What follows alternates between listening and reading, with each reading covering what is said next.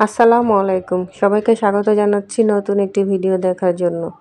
আশা করি সবাই ভালো আছেন। আমি আল্লাহর রহমতে ভালো আছি। আজকে আমি আপনাদের জন্য নিয়ে এসেছি ভুনা খিচুড়ির রেসিপি।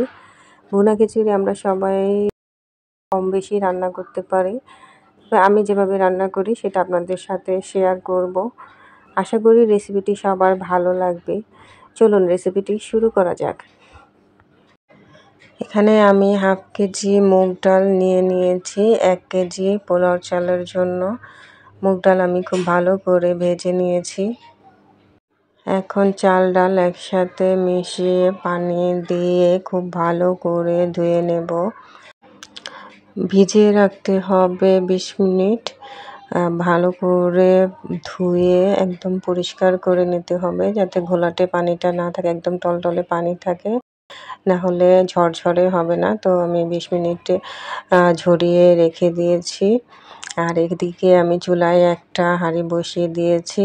1 কাপ রান্নার রেগুলার তেল দিয়ে দিয়েছি আর দিয়ে দিয়েছি 1.5 টেবিল চামচ ঘি। ঘি আমরা পরেও ব্যবহার করব। এখন এই তেল আর ঘিটা একটু গরম হয়ে এলেই দিয়ে দেব 5টা তেজপাতা, 3টা দারুচিনি, কয়েকটা এলাচ আর দিয়ে দেব কয়েকটা লবঙ্গ। এরপর এই গোটা মশলাগুলোকে একটু ভালো করে নেড়েচেড়ে ভেজে নেব। এরপর দিয়ে দেব পেঁয়াজ কুচি। পেঁয়াজ আমি দিয়ে দিয়েছি 1.5 কাপের মতো। পেঁয়াজটাকে খুব ভালো করে ভেজে একটু হালকা ব্রাউন করে নিতে হবে। এরপর দিয়ে দেব আদা রসুন বাটা 2 টেবিল চামচ। এখানে আদা ও রসুন একসাথে বেটে নেওয়া আছে। এরপর নেড়ে চেড়ে ভেজে নেব কাঁচা গন্ধটা যাওয়া পর্যন্ত। এরপর দিয়ে দেব হলুদের গুঁড়া 2 টেবিল চামচ, দিয়ে দেব লাল মরিচের গুঁড়া 1 টেবিল চামচ, দিয়ে দেব ধনিয়া গুঁড়া 1 চা চামচ, দিয়ে দেব জিরা গুঁড়া 1 চা চামচ আর দিয়ে দেব গরম মশলার গুঁড়া 1 চা চামচ, দিয়ে দেব স্বাদ মতো লবণ।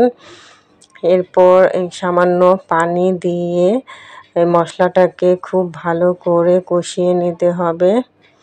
মশলা কষানো হয়ে গেলে আমি পানি ঝরিয়ে রাখা চাল ডালের মিশ্রণটা দিয়ে দেব।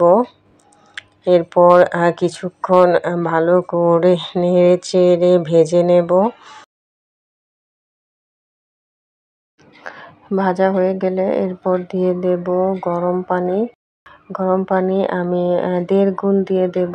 চাল আর ডাল মিলে আমার মোট ছিল 1.5 কেজি আর আমি পানি দিয়ে দিলাম 3 কেজি। এরপর একটু ঢেকে দিয়েছিলাম।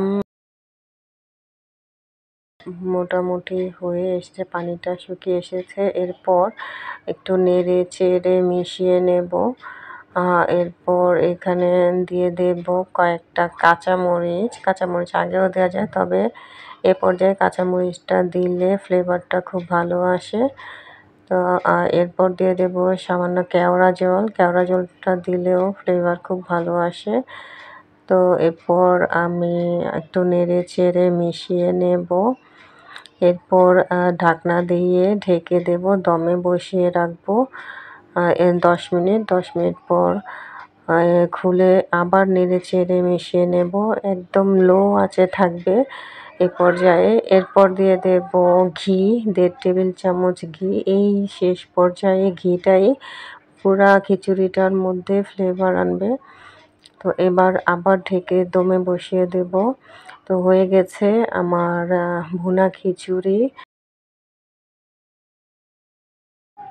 ভুনা খিচুড়ির জন্য আমি এখানে মুরগির মাংস খুব লাল করে ঝাল করে আলু দিয়ে রান্না করেছি। গরুর মাংস দিয়ে সবচেয়ে বেশি মজা লাগে, তবে এই মুরগির মাংসের এই তরকারিটা দিয়েও অনেক ভালো লাগে। তো আমি এখন একটু সার্ভ করে দেখাচ্ছি। যে কোনো খাবারই যদি একটু সাজিয়ে গুছিয়ে পরিবেশন করা যায় তবে দেখতে যেমন ভালো লাগে খেতেও তেমন বেশি ভালো লাগে। তো আগে দর্শনধারী পরে গুণবিচারী। আমি খিচুড়ির সাথে আচার ছাড়া খেতে পারি না। তো প্রথমেই আমার লাগবে আচার।